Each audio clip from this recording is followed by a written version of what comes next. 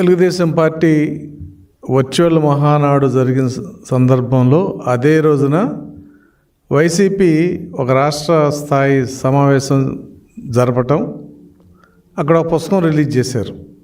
పుస్తకం అనాలా లేదంటే ఎలిగేషన్స్ అనాలా పాంప్లెట్ అనాలా తెలియదు, కానీ వెన్నుపోటుకు 2 ఏళ్ళు అని చెప్పి ఒక పుస్తకం, అందుట్లో టీడీపీ వైఫల్యాలని రాశారు. నేను పుస్తకం రాసిన రచయితకి, దాన్ని ఆమోదించిన పార్టీ అధ్యక్షుడు జగన్మోహన్ రెడ్డికి చెప్పాలనుకుంది ఏంటంటే, ఎవరికి వెన్నుపోటు పొడిశారు, దానికి 2 ఏళ్ళు అయినాయి. 2 ఏళ్ళ కింద ఏం జరిగింది? ఈ రాష్ట్రంలో ఎన్నికలు జరిగినాయి. నువ్వు నవరత్నాలు ఇంకేదేదో చెప్పావు. ఆ రత్నాలు కాదు, అవన్నీ రాళ్ళని తెలిసినాయి జనాలకి. నీ 11 సీట్లు ఇచ్చారు. అది 2 సంవత్సరాల కింద జూన్ 2024లో జరిగిన సంఘటన ఈ రాష్ట్రంలో. చంద్రబాబు నాయుడు గారేమో నీకేం వెన్నుపోటు పడవలా, మీ బాబాయిని పడవలా, మీ నాన్న పడవలా. 2 సంవత్సరాల క్రితం ఏం జరిగింది? ఈ రాష్ట్రంలో ఎలక్షన్ జరిగినాయి.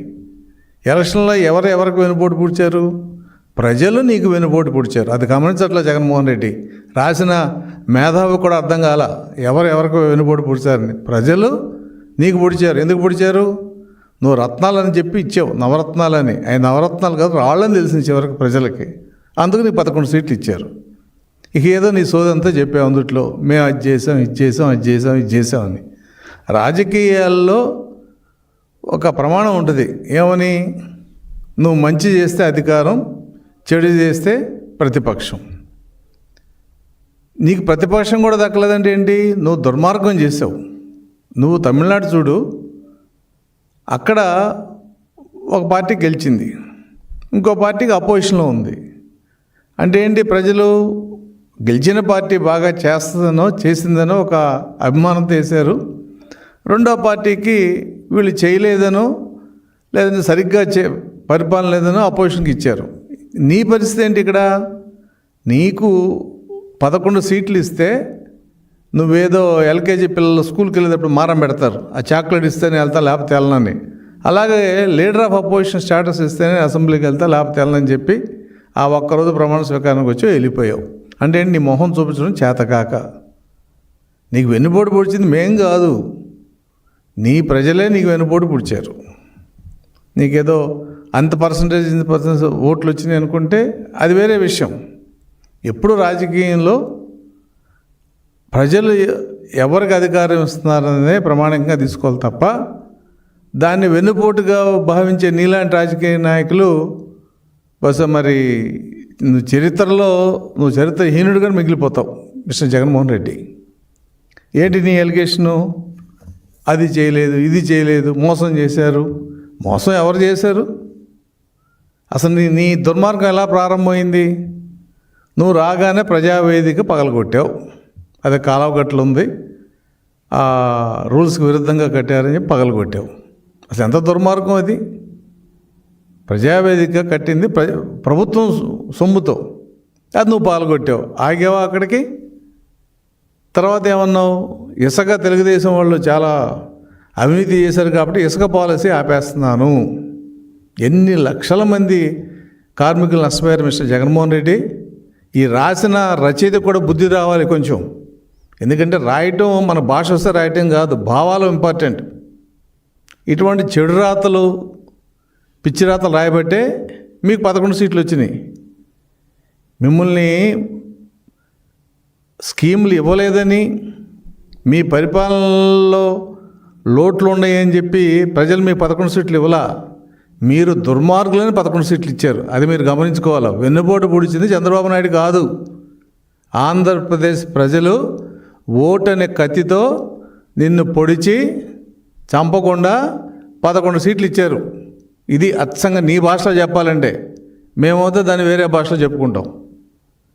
కాబట్టి ఇసుక పాలసీ నిర్ణయించకుండా దాదాపు 40-50 లక్షల కార్మికులని 6 నెలలు నువ్వు బాధపట్టి ఇసుక పాలసీ పెట్టేటప్పటికి వర్షం వచ్చి ఇసుక పోయింది, అయిపోయింది కదా.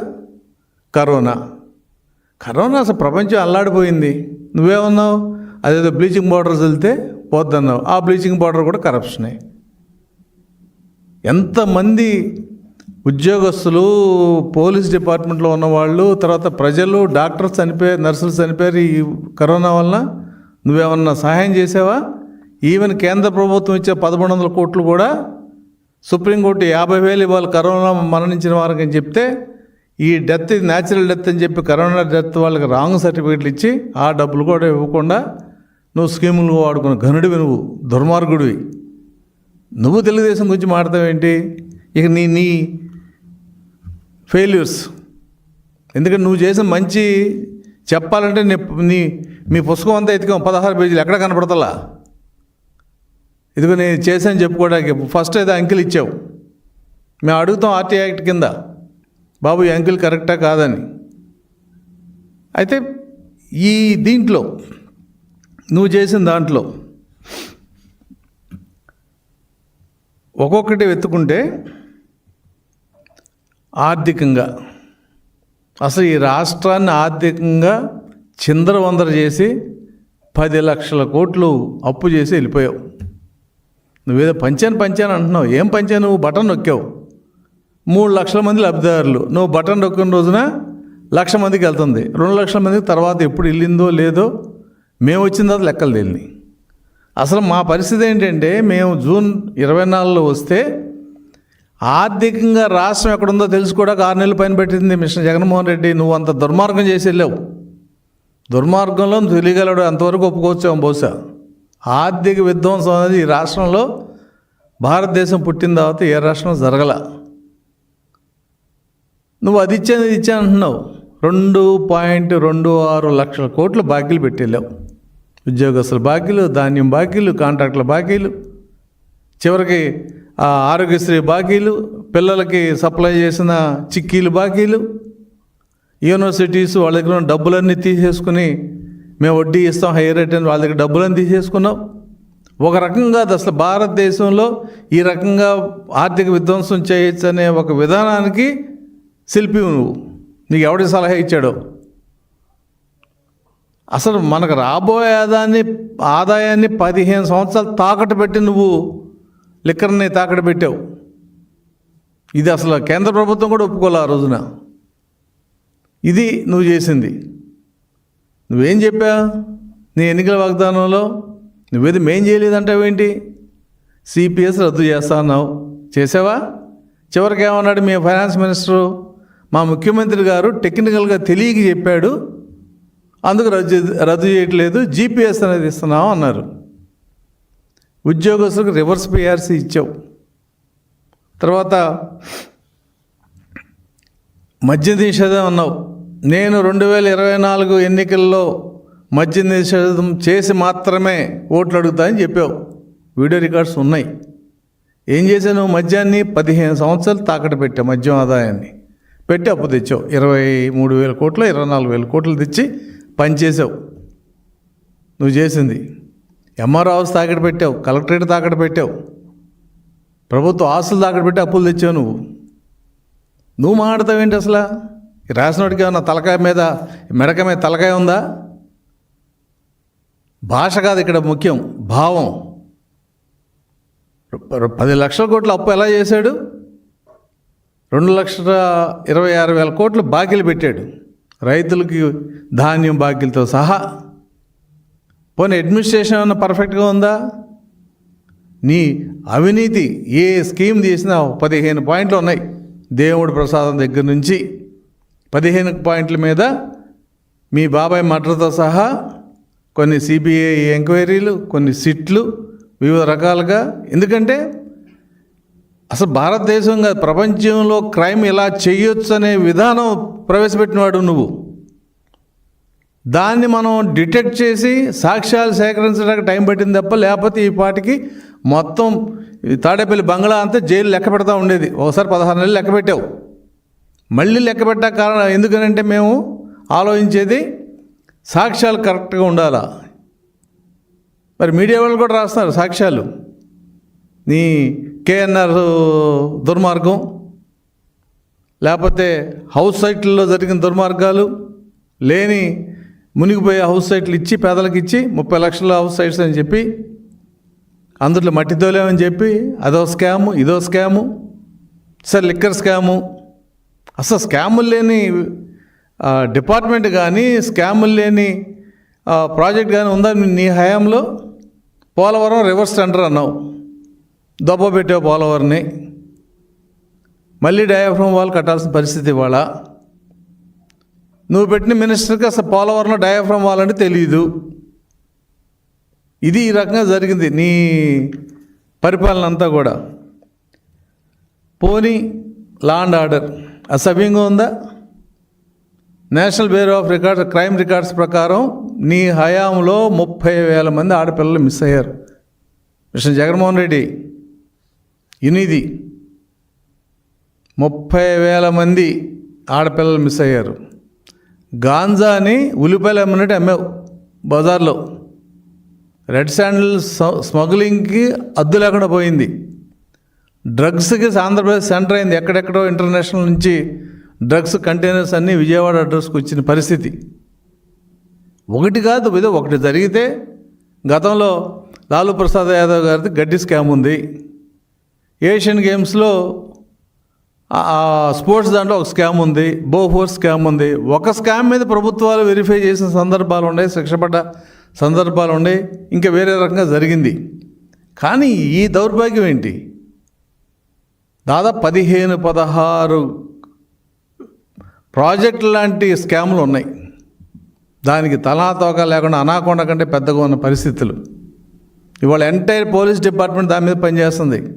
దేవుని కూడా నువ్వు వదిలిపెట్టలా, నెయ్యి స్కామ్తో సహా.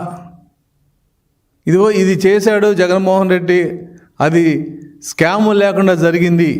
108 వెహికల్ కానించి, ట్యాబులు కానించి, చిక్కీలు కానించి, ఇంత చేసి నువ్వు మేము వెనుపోటు పొరిచామంటావు ఏంటి?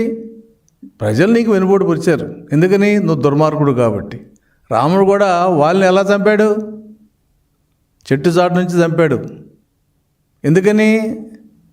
ఒక వజ్రాన్ని ఇంకో వజ్రంతో కొయ్యాలి. అతను దుర్మార్గం చేశాడు కాబట్టి ఇంకో దుర్మార్గంతో దాన్ని బ్యాలెన్స్ చేయాలి. ఇది ఈ 22వ శతాబ్దం నీతి కాదు, త్రేతాయుగం నుంచి వచ్చిన నీతి అది. కాబట్టి నువ్వు చేసిన దుర్మార్గాలకి ప్రజలు బుద్ధి చెప్పారు. అది నువ్వు వెనుపోటని పెట్టుకుంటే నీ ఇష్టం. ప్రజల ఓటుని వాళ్ళు సవ్యంగా వాడుకున్నారు. నువ్వు ఓడిపోయిన సింపతి మీ క్యాడర్కే లేదు. ఎందుకంటే ఎవరికాడికి భయం, ఈ స్కామ్లో ఇరికిస్తాడేమో అని. ఐఏఎస్ ఆఫీసర్లు అరెస్ట్ అయ్యారు.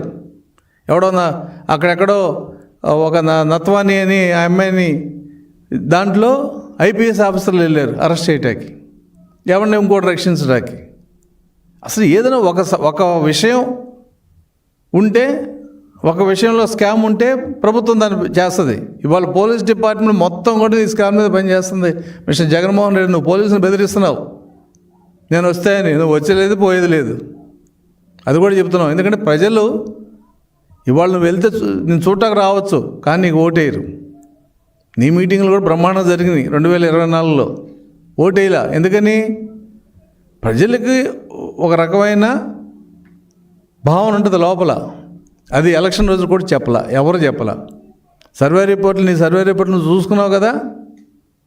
నీ సర్వే రిపోర్ట్లో నీకు ఎన్ని సీట్లు వచ్చినాయి, ప్రజలు ఎన్ని సీట్లు ఇచ్చారు. అలాగే ఈ లా అండ్ ఆర్డర్ విషయంలో గంజాయి, అసలు భారతదేశం ప్రపంచంలో రెడ్ శాండిల్ ఎక్కడ దొరికినా అది మన చిత్తూరు అడవులదే. అది జియోగ్రాఫిక్ ఐడెంటిటీ కూడా ఉంది దానికి.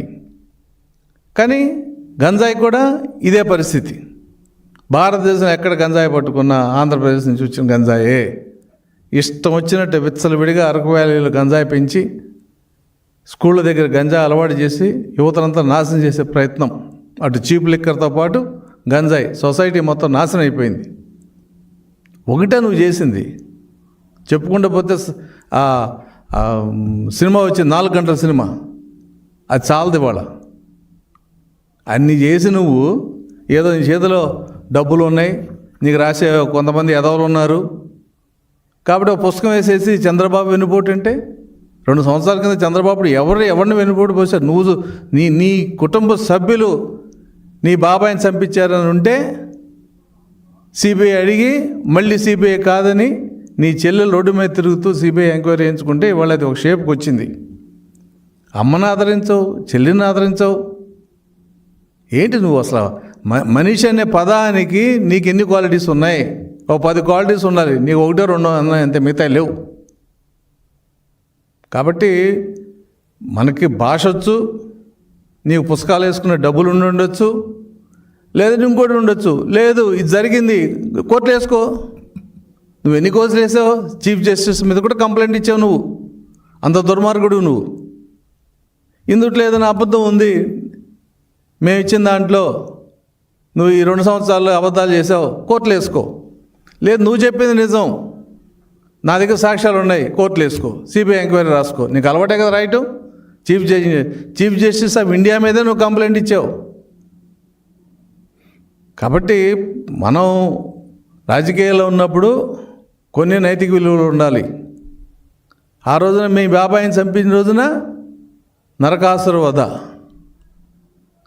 ఎవరో చంద్రబాబు నాయుడు చంపించాడా వివేకానంద రెడ్డిని? తెలీదా? పులివెందుల్లో 5 ఏళ్ల పిల్లవాడితే చెప్తాడు ఎవడు చంపించాడు, ఎందుకు చంపించారు కూడా చెప్తారు.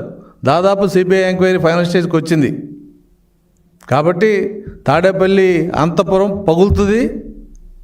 ఈ గుమ్మాలు దాటి ఊసల గుమ్మాలలోకి ఊసల తలుపులోకి వెళ్ళే రోజు దగ్గరలోకి వస్తుంది. మేము వస్తే ఏంటి వస్తే ఏం చేసే తెలుగుదేశాన్ని? ఒక 100 మంది కార్యకర్తలను చంపించగలిగావు, ఒక 1000 మంది కార్యకర్తలను బాధించగలిగావు. ఇంకా పీకావు నువ్వు అన్నావు కదా, ఇది పీకలేనని. ఏం పీకా నువ్వు? ఏం పీకలేవు. నువ్వు రావడం అనేది కళ, నువ్వు కలగనాల్సిందే. ఆ కళ అలా ఉండు, ఆ భ్రాంతిలో అలా ఉండు, మంచిది. కనీసం జగన్ మర్చిపోయే అవకాశం ఉంటుంది, నీ దుర్మార్గాలు మర్చిపోయే అవకాశం ఉంటుంది. కానీ ఇలా ప్రతిసారి ఒక 6 నెలలు 3 నెలలకు లేచి నేను ఉన్నాను, పాదయాత్ర చేస్తాను. చేసుకో పాదయాత్ర, ఎవడున్నాడు? నువ్వు పాదయాత్ర చేస్తే భూమి తిరగడం ఆగిపోతుందా? లేకపోతే ప్రజలు మారిపోయి నువ్వు ముద్దులు పెట్టినట్టు నీకు వచ్చి ప్రజలు ముద్దులు పెడతారా? ఏదీ జరగదు. నువ్వు రాజకీయంగా నిన్ను తిరస్కరించారు. ఎందుకని? రాజకీయంగా నువ్వు చేయలేదని. రాజకీయం చేయటం వల్ల కాదు, అడ్మినిస్ట్రేషన్ చేయలేకపోవడం వల్ల కాదు, నువ్వు రాజకీయాలను దుర్మార్గాలుగా వాడావు. ప్రజాస్వామ్యంలో అది ఎవరు మెచ్చరు. అందుకు నిన్ను ప్రజలు వెన్నుపోటు పొడిచారు మిస్టర్ జగన్మోహన్ రెడ్డి. ప్రజల వెన్నుపోటుని పుస్తకం పెట్టుకో. చంద్రబాబు నాయుడు వెన్నుపోటు కాదు, ప్రజల వెన్నుపోటు. గాయాన్ని ఎలా మాన్పించుకోవాలో ప్రయత్నించు రాజకీయ నాయకుడిగా. అంతేగాని ఇలా లేదు, ఇందుట్లో వాస్తవాలు ఉన్నాయి, నీ దగ్గర ఎవిడెన్స్ ఉంది, కోర్టులు వేసుకో, వీఆర్ రెడీ. నీకు అలవాటేగా ప్రతిదానికి కోర్టుకి వెళ్ళటం, కంటెంప్ట్ ఇచ్చినా దాన్ని అమలు చేయకపోవటం, ప్రతిదాన్ని ఒక కేసుగా ఫైల్ చేయటం, సుప్రీంకోర్టు దాకా వెళ్ళావు చాలా కేసుల్లో. కాబట్టి ఈ ప్రవర్తన మంచిది కాదు. మేము ఒక ప్రిన్సిపల్ కోసం కక్షపూరిత చర్యలు తీసుకోదలుచుకుంటే 3 నెలల్లో మీ కేడర్లో 3000 మందికి చెప్పకూడదు దొరికేది. ఇవాళ మీకున్న కేసులన్నింటిలో ఐఏఎస్ ఐపీఎస్ అధికారులు సహా 3000 మంది పైన ఉన్నారు. కానీ మేము చట్టబద్ధంగా పోదాం అనుకుంటున్నాం. సాక్ష్యాలతో, సిట్ రిపోర్టులతో, ఎవిడెన్స్ అన్నీ తీసుకొచ్చిన తర్వాతే ఛార్జ్ షీట్ ఫైల్ చేసి మిమ్మల్ని చట్టపరంగా లోపల వేయాలని చెప్పి ఆలోచనలో ఉన్నాం. కాబట్టే నువ్వు ఈ పేలాపనలు చేస్తున్నావు. అది కాకుండా నీ పరిపాలన మేము చేస్తే ఈ పాటికి 3000 మంది లోపల ఉండేవాళ్ళు. ఎవడో వైసీపీ ఆఫీస్కి కాదు కదా, నీ ఇంటి నీడను కూడా తాగట భయపడేవాళ్ళు కాదు. ఇది ప్రజాస్వామ్యం అంటే. అందుకు తెలుగుదేశానికి 164, ఈ కూటమికి 164 సీట్లు ఇచ్చారు, నీకు 11 సీట్లు ఇచ్చారు. ఇప్పుడు కూడా నీ జ్ఞానోదయం కాకపోతే ఇక ఆ దేవుడే రక్షించాలి. ఇటువంటి ప్రలాపనలో భవిష్యత్తులో వద్దని తెలుగుదేశం పార్టీ తరఫున మిమ్మల్ని మీకు సలహా ఇస్తూ, ప్రజలు కూడా ఇటువంటి మోసపూరితమైన ప్రకటనలని నమ్మొద్దని చెప్పి తెలుగుదేశం పార్టీ తరఫున ప్రజలందరూ కూడా విన్నవించుకుంటున్నాం.